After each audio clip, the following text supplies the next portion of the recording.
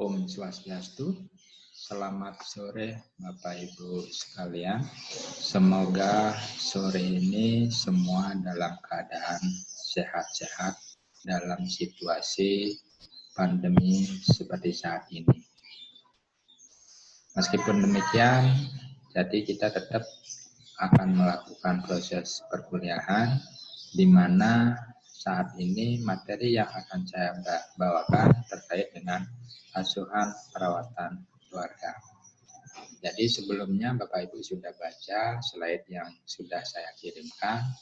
Barangkali dalam penjelasan ini saya tidak menjelaskan semua slide secara detail karena banyak sekali slide tersebut. Mungkin nanti akan saya fokuskan beberapa slide yang memang perlu saya jelaskan lebih rinci. Baiklah Bapak Ibu, untuk mempersingkat waktu, mari kita simak terlebih lanjut terkait dengan apa sih yang dimaksud dengan asuhan perawatan keluarga tersebut. Jadi asuhan perawatan keluarga itu adalah suatu rangkaian proses di mana kegiatan itu diberikan melalui suatu praktek perawatan kepada keluarga. Tujuannya adalah untuk membantu dalam menyelesaikan masalah kesehatan yang dialami oleh keluarga dengan menggunakan pendekatan proses perawatan. Tentu proses perawatan itu Bapak Ibu sudah sering dengar dan mungkin sudah lakukan di semua tempat praktek Bapak Ibu masing-masing, mulai dari pengkajian sampai evaluasi. Nah, sebenarnya tujuan secara umum kenapa kita perlu melakukan asuhan perawatan keluarga tidak lain adalah untuk bisa meningkatkan kemampuan daripada keluarga itu sendiri di dalam mengatasi masalah kesehatannya secara mandiri. Yang artinya bahwa setelah kita memberikan asuhan perawatan, kita berharap bahwa keluarga itu bisa memecahkan masalahnya tanpa ada bantuan baik itu dari keluarga yang lain, tetangga, masyarakat, maupun tenaga kesehatan. Sehingga kalau dia punya masalah, dia langsung bisa mengatasi masalahnya secara mandiri. Nah, ini tujuan khususnya, saya lewati saja. Nah, apa prinsip daripada asuhan perawatan keluarga tersebut? Jadi prinsip yang pertama, bekerja sama dengan keluarga secara kolektif. Artinya bahwa ketika kita melakukan asuhan perawatan keluarga, itu harus ada kerjasama baik antara anggota keluarga maupun dengan petugas kesehatan atau perawat itu sendiri di dalam memberikan asuhan tersebut. Intinya adalah adanya suatu kerjasama. Kemudian prinsip yang kedua, menyesuaikan dengan kemampuan keluarga. Selalu kita di dalam melakukan asuhan, terutama melakukan tindakan, kita melihat keluarga ini mampu nggak, baik itu secara ekonomi, finansial, maupun kemampuan yang lainnya. Kemudian yang terakhir, prinsipnya adalah menyesuaikan semua rencana yang akan kita lakukan sesuai dengan tahap perkembangan keluarga saat itu. Contohnya ketika kita mengkaji melakukan asuhan perawatan keluarga pada tahapan perkembangan anak sekolah, tentunya rencananya pun kita harus fokuskan bagaimana mengatasi masalah pada keluarga di tahapan anak sekolah tersebut. Mungkin kita membuat rencana yang ada sesuai dengan tahap perkembangan yang lainnya. Jadi itu 3 prinsip. Nah, kemudian bagaimana sasaran? Siapa sih keluarga yang perlu kita berikan asuhan perawatan keluarga? Tentu kita harus melihat bahwa keluarga yang kita berikan itu adalah keluarga yang rawan mengalami masalah kesehatan atau keluarga yang memiliki risiko terhadap timbulnya masalah kesehatan. Bisa kita lihat siapa yang disebut keluarga rawan. Pertama, keluarga yang belum mendapatkan pelayanan kesehatan.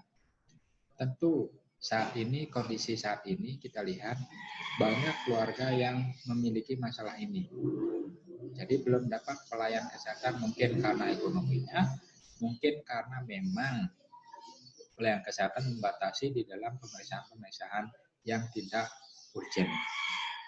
Contoh realnya di sini misalnya ibu hamil yang belum dilakukan antenatal care, ya belum dilakukan pemeriksaan sama sekali. Kehamilan sekarang sudah umur 6 bulan, tapi belum pernah dilakukan pemeriksaan ke pusat pelayanan kesehatan.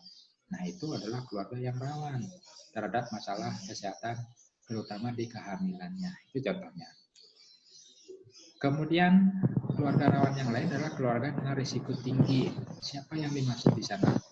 Misalnya di sini ibu hamil dengan masalah gizi. Ketika ada orang hamil, dia memiliki anemia, itu adalah keluarga dengan risiko tinggi yang perlu kita fokuskan menjadi sasaran di dalam asuhan perawatan keluarga yang kita akan berikan. Kemudian yang lainnya keluarga dengan kasus tindak lanjut keperawatan. Jadi harusnya misalnya seorang pasien itu setelah dirawat di rumah sakit, kemudian dia perlu perawatan di rumah lebih lanjut, tetapi di sini dia tidak melakukannya. Atau misalnya contoh realnya di sini adalah penyakit TBC.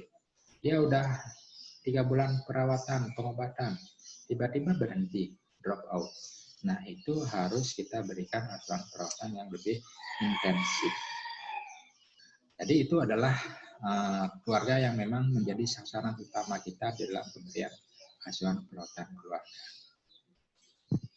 Nah, berikutnya, apa sih persiapan yang perlu kita lakukan di dalam memberikan asuhan perawatan keluarga? Persiapan pertama tentu kita sebagai seorang perawat menetapkan keluarga sasaran terlebih dahulu yang akan kita kunjungi, ya seperti tadi. Yang kedua, menetapkan jadwal kunjungan, kapan kita akan melakukannya.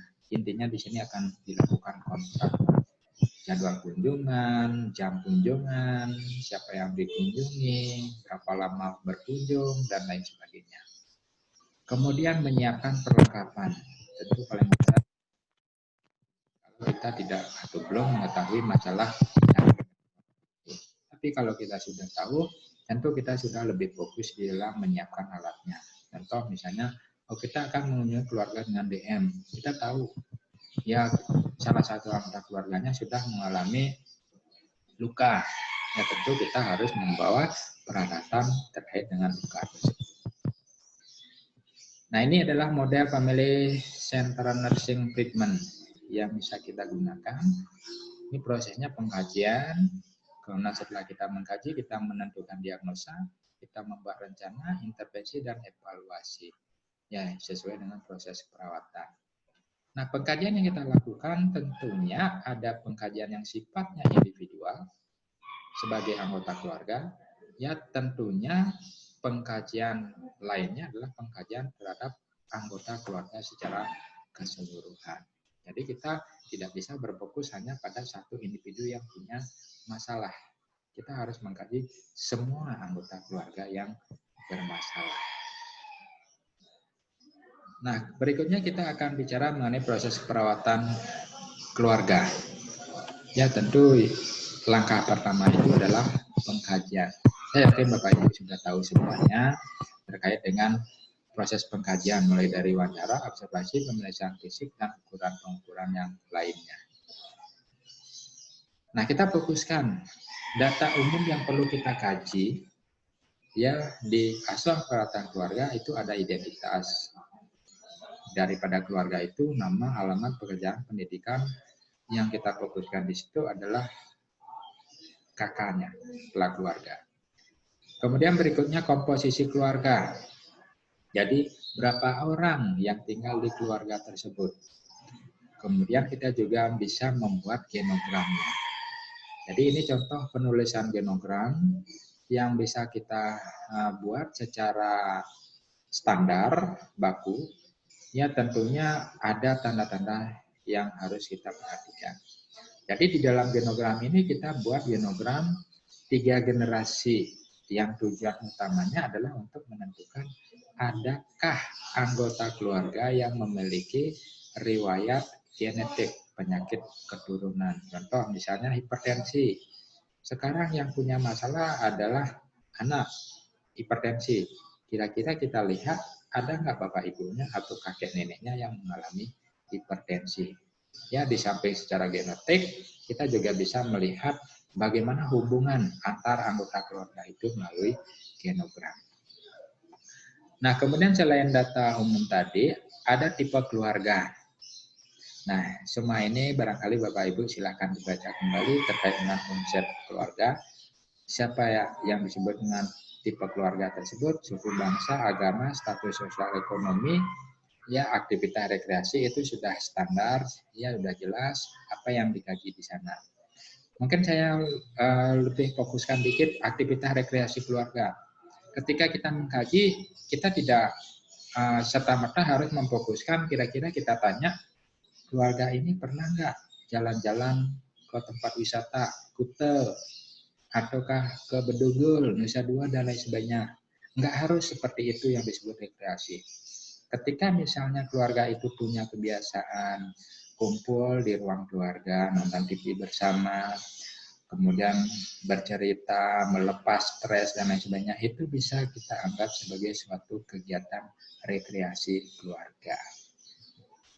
Ya. Nah, kemudian berikutnya riwayat dan tahap perkembangan keluarga. Jadi tahap perkembangan juga sudah ada di konsep, tentu kita lihat, kita kaji sekarang ini keluarga itu ada pada tahap perkembangan keluarga yang mana. Kita catat, misalnya, oh ini keluarga baru menikah, gitu misalnya. Berarti itu tahap perkembangannya keluarga saat ini. Kemudian adakah tahap perkembangan keluarga yang belum terpenuhi? Itu kita lihat. Contoh anak pertama sekarang keluarga itu udah sekolah. Kita kaji. Sebelum sekolah berarti ada preschool, ya, kemudian balita, menikah, kira-kira ada nggak tahapan-tahapan yang belum bisa dilewati dengan baik. Harusnya sekarang keluarga ini adalah keluarga sekolah, kok anaknya tidak sekolah. Nah, itu bagian dari tahap perkembangan yang belum bisa terpenuhi. Itu contohnya. Nah, kemudian riwayat penyakit keluarga. Ini udah jelas, ya kita tanyakan ke pendahulu-pendahulu sebelumnya. Berikutnya yang ketiga, pengajian lingkungan. Kita lihat karakteristik rumah, luas rumahnya, tipe rumahnya, jumlah ruangan, pemanfaat rumah, dan lain sebagainya. Nah, di sini selain subjektif, kita lihat secara observatif. Ya, kita lihat kondisi rumahnya, kamarnya. Dalam satu kamar tinggal berapa orang, sumber yang digunakan, air yang dipakai, dikonsumsi, dan lain sebagainya. Itu bagian dari karakteristik rumah. Kemudian karakteristik tetangga dan komunitas. Jadi kebiasaan-kebiasaan di lingkungan tempat tinggal keluarga itu bagaimana? Ya. Kemudian perkumpulan keluarga dan interaksi dengan masyarakat. Ya, kira-kira ada nggak misalnya tempat-tempat bercengkerama, keluarga ini tidak diisolasi, dan lain sebagainya. Mobilitas geografis keluarga. Ya, jadi keluarga ini, oh nomaden, contohnya misalnya. Jadi sebulan kos di sini, bulan berikutnya tempat lain, itu mobilitasnya tinggi. Kalau misalnya di sini keluarga orang Bali, ya jadi dia sudah menetap dari puluhan tahun, ya jadi itu mobilitasnya nggak terlalu ya atau menetap. Kemudian sistem pendukung keluarga. Jadi jumlah anggota keluarga, fasilitas, penunjang yang ada, puskesmas di sekitarnya, sekolah, dan lain sebagainya, ada nggak yang bisa diakses secara gampang, mudah. Nah, berikutnya struktur dan fungsi keluarga, pola komunikasi, struktur kekuatan keluarga, struktur peran, nilai, dan norma, itu bagian dari struktur fungsi keluarga yang perlu kita tanyakan ya kepada anggota keluarga. Kemudian fungsi keluarga, baik itu fungsi afektif, fungsi sosialisasi, dan perawatan kesehatan. Nah, kemudian yang lainnya stresor dan coping keluarga. Jadi ada stres jangka pendek maupun jangka panjang, jangka pendek sebelum 6 bulan, jangka panjang setelah 6 bulan. Di mana respon dan strategi coping? Contoh misalnya, oh ada anggota keluarga 3 bulan yang lalu meninggal.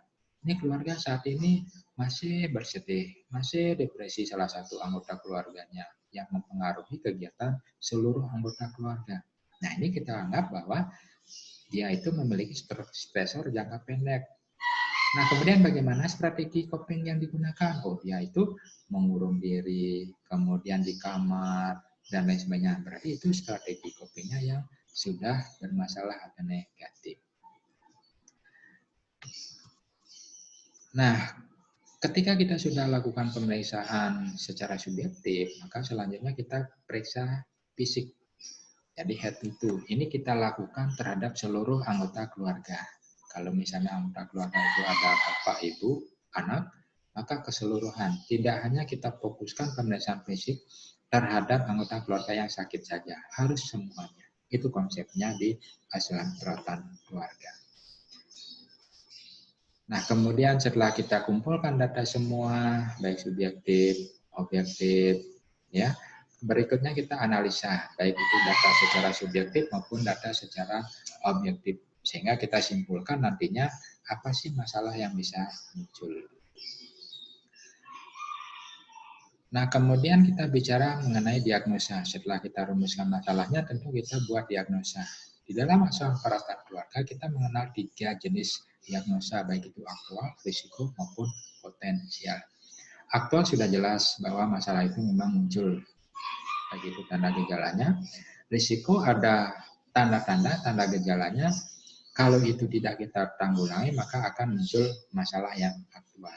Sedangkan potensial yaitu masalah yang sejahtera, yaitu keadaan yang wellness. Ya, jadi hal yang positif yang baik. Rumusan diagnosa yang kita gunakan di asuransi perawatan keluarga adalah berdasarkan nanda. Etiologinya berdasarkan dari 5 tugas perawatan kesehatan keluarga. Barangkali Bapak Ibu masih ingat 5 tugas perawatan kesehatan keluarga itu? Ya, jadi kalau tidak kita lihat di slide berikutnya. Nah, kemudian untuk diagnosa perawatan potensial, maka kita tidak menggunakan etiologi. Ya. Nah, ini yang saya sebutkan tadi 5 tugas keluarga bidang kesehatan. Jadi tugas pertama mengenal masalah, tugas kedua mengambil keputusan, tugas ketiga merawat, tugas keempat memanfaatkan fasilitas, dan tugas kelima memodifikasi lingkungan. Jadi 5 hal inilah yang bisa kita ambil sebagai etiologi di dalam munculnya suatu masalah di keluarga.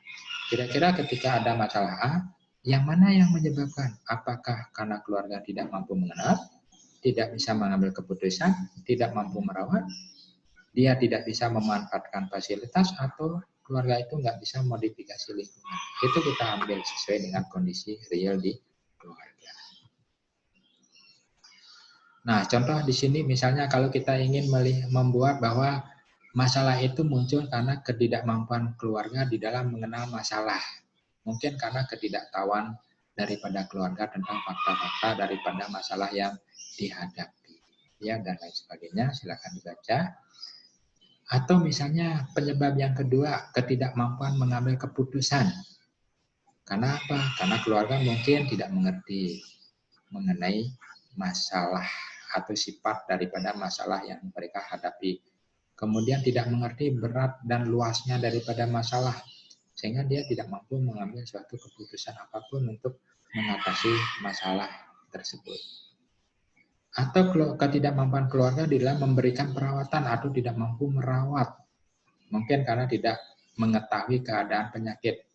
Apakah itu karena sifat, penyebab, komplikasi, prognosanya, dan lain sebagainya. Keluarga itu nggak tahu, sehingga dia nggak bisa merawat daripada anggota keluarganya. Atau karena keluarga itu tidak mampu dalam memelihara lingkungan. Ya, itu misalnya karena sumber-sumber keluarga tidak seimbang atau cukup. Ya, mungkin karena keadaan sosial ekonomi, ya tentu ekonomi nggak memungkinkan sehingga tidak bisa memanfaatkan sumber-sumber yang ada, ya lingkungan yang ada. Itu bisa menjadi sebagai etiologi. Ya, kemudian yang terakhir itu ketidakmampuan menggunakan sumber fasilitas.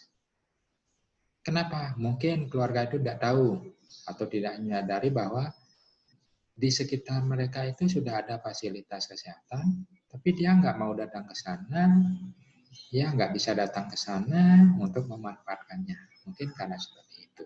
Itulah yang bisa kita pakai dasar untuk menentukan etiologi masalah yang muncul di keluarga. Nah, ini contoh penulisan diagnosa perawatan keluarga berdasarkan nada. Ya, di sini diagnosa aktual. Defisit pengetahuan tentang DM berhubungan dengan, nah ini etiologinya, ketidaktahuan keluarga dalam mengenal masalah diabetes mellitus. Nah, itu kan ada problem etiologi.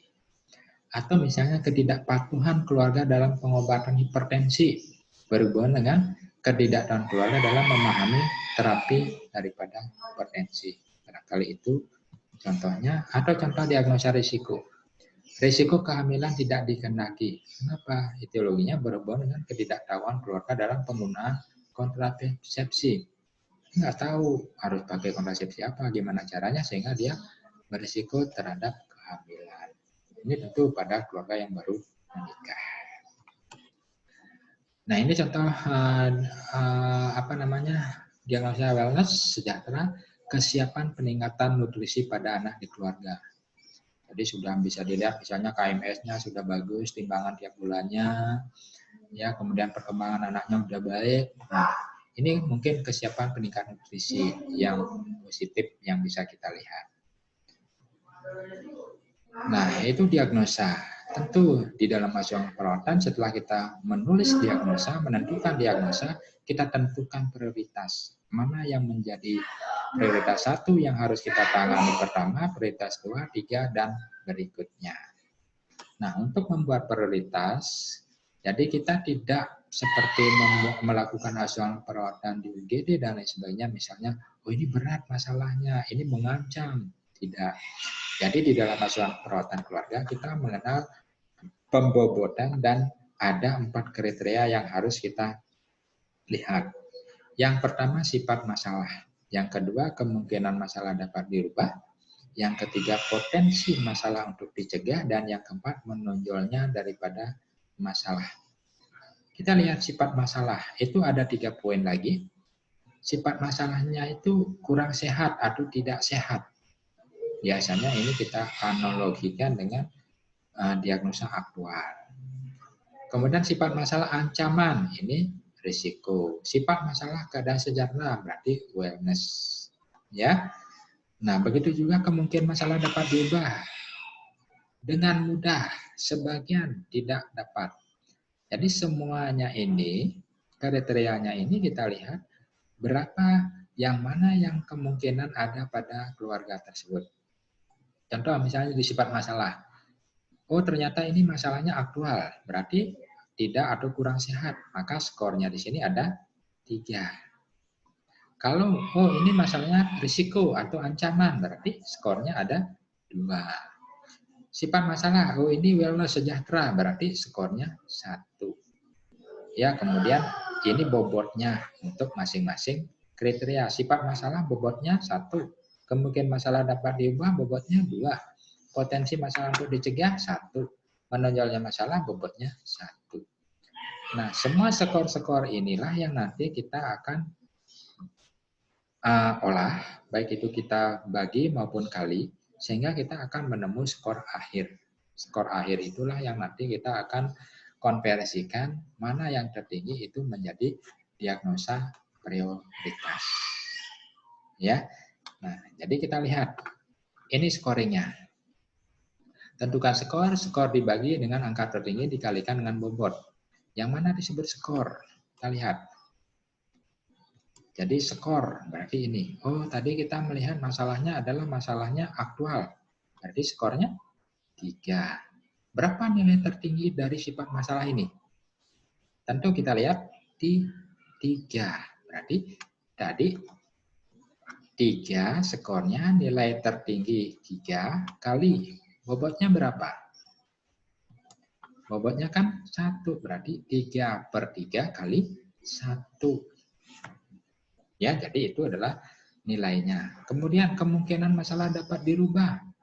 Oh, ternyata kok masalah dapat dirubah sebagian. Kenapa sebagian? Itu harus kita lihat kondisi keluarga. Kita nggak sembarangan membuat skor dan pembobotan ini.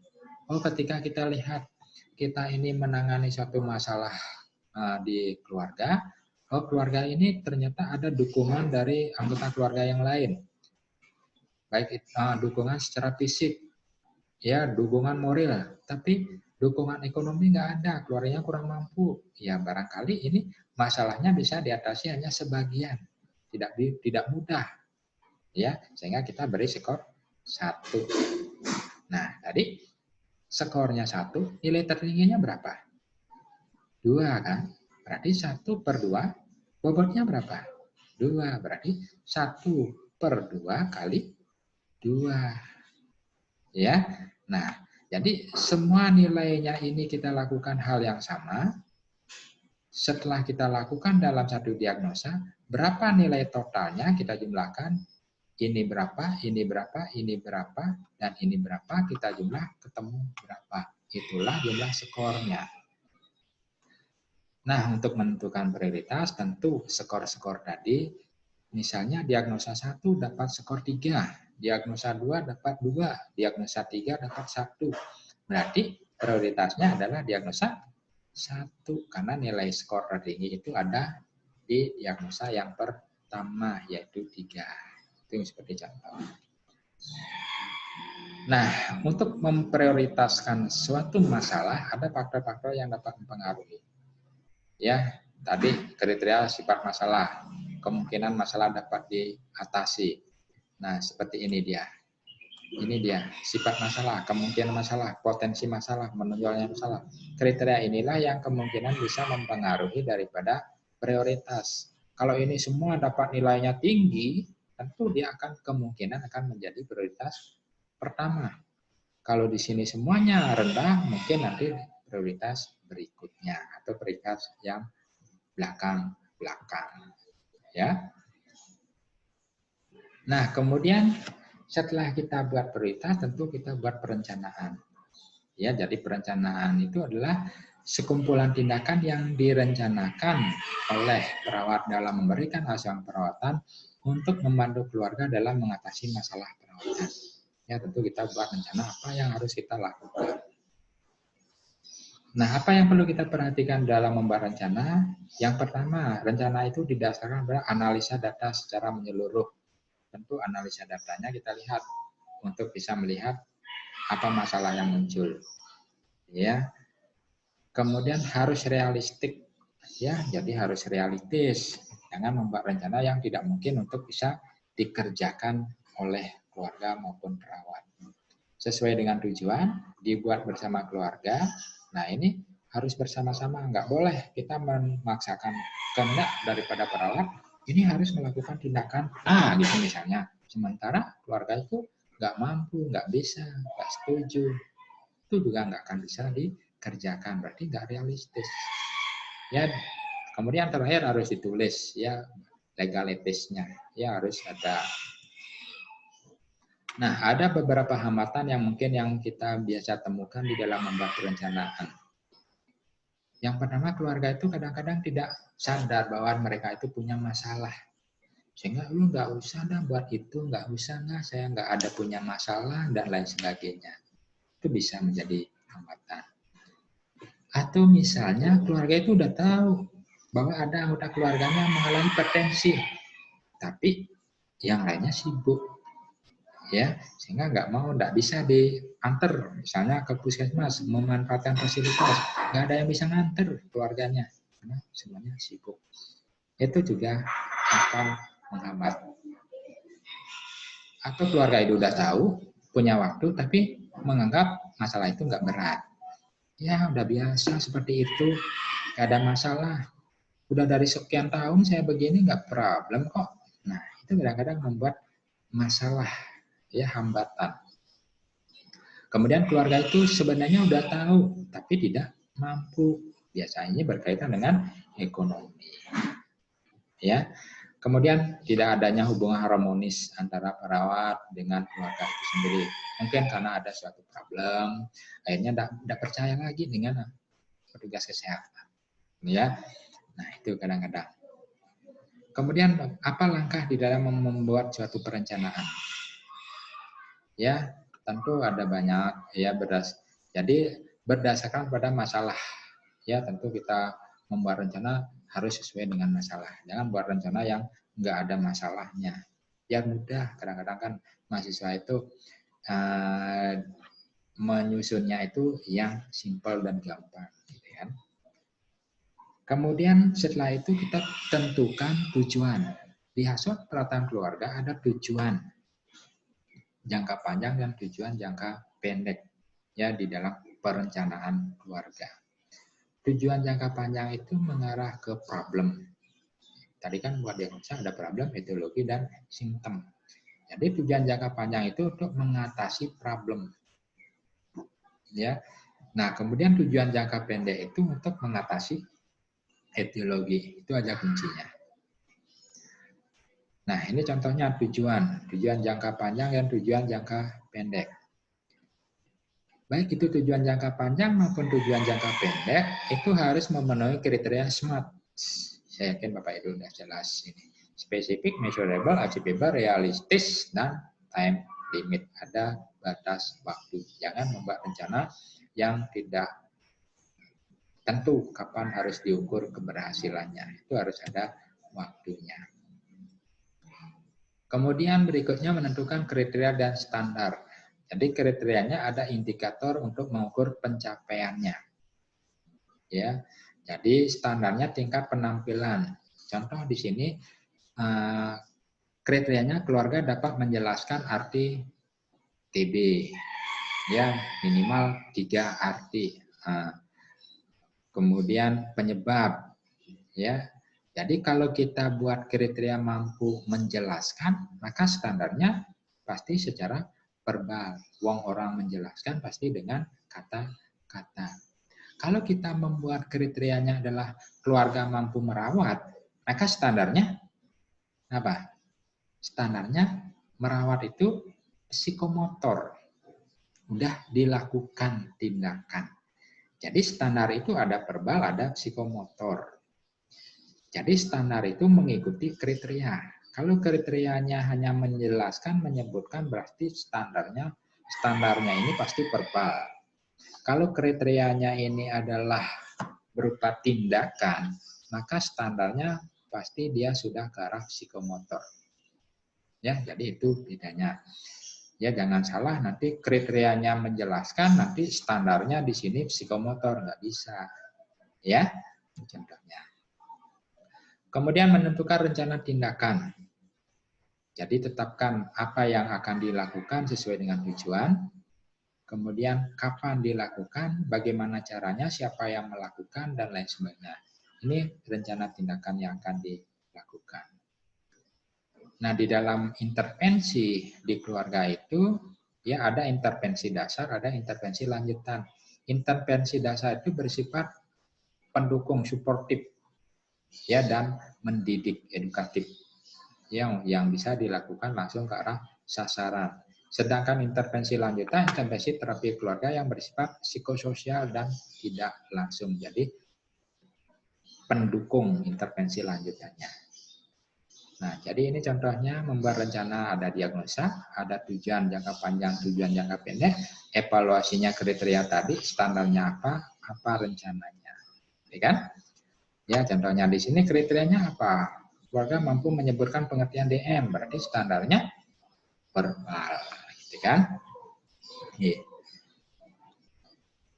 Nah, tipologi intervensi perawatan, ya jadi treatment ini ya, SNAP. Ada suplemental, ada fasilitatif, ada perkembangan. Nah, itu yang perlu kita perhatikan. Kemudian jenis tindakan perawatan itu yang pertama membantu menstimulasi kesadaran dan penerimaan terhadap masalah perawatan keluarga. Jadi intinya di sini pengetahuan. Kemudian membantu keluarga mengambil keputusan yang tepat. Kemudian meningkatkan kemampuan keluarga menciptakan lingkungan, membantu keluarga memanfaatkan fasilitas kesehatan. Jadi seperti misalnya 5 tugas keluarga bidang kesehatan. Itu rencana-rencana yang bisa dilakukan. Jadi setiap daripada tugas perkembangan keluarga itu kita harus bisa membuat perencanaannya agar dia itu tahu apa yang bisa kita kerjakan. Agar keluarga itu bisa mengambil keputusan apa yang bisa kita rencanakan mengatasi masalah. Agar keluarga itu bisa merawat apa yang bisa kita kerjakan. Agar keluarga itu bisa memanfaatkan lingkungan, apa yang bisa kita lakukan. Dan terakhir, memanfaatkan fasilitas, apa yang bisa kita kerjakan juga. Nah, yang terakhir evaluasi. Tentu kita akan lihat sesuai dengan tujuan jangka panjang dan tujuan jangka pendek. Ada evaluasi secara formatif, ada evaluasi secara sumatif. Ya, jadi evaluasi pada saat kita melakukan tindakan, dan ada evaluasi akhir pada saat kita ingin melakukan asuhan itu selama seminggu, maka di hari ketujuh baru kita evaluasi. Jadi itu bedanya evaluasi secara formatif maupun sumatif. Evaluasi kita lakukan secara SOAP, ya, subjektif, objektif, A-nya adalah analisa, B-nya planning. Baik, itu yang bisa saya sampaikan pada kesempatan ini. Mudah-mudahan bisa membantu. Ya, silakan Bapak Ibu lihat kembali slide-nya, baca lagi yang lainnya. Kalau ada hal-hal yang kurang jelas, kurang bisa diterima, silakan kita diskusikan lebih lanjut. Terima kasih atas perhatiannya. Saya tutup dengan selamat sore. Om Santi Santi Santi Om.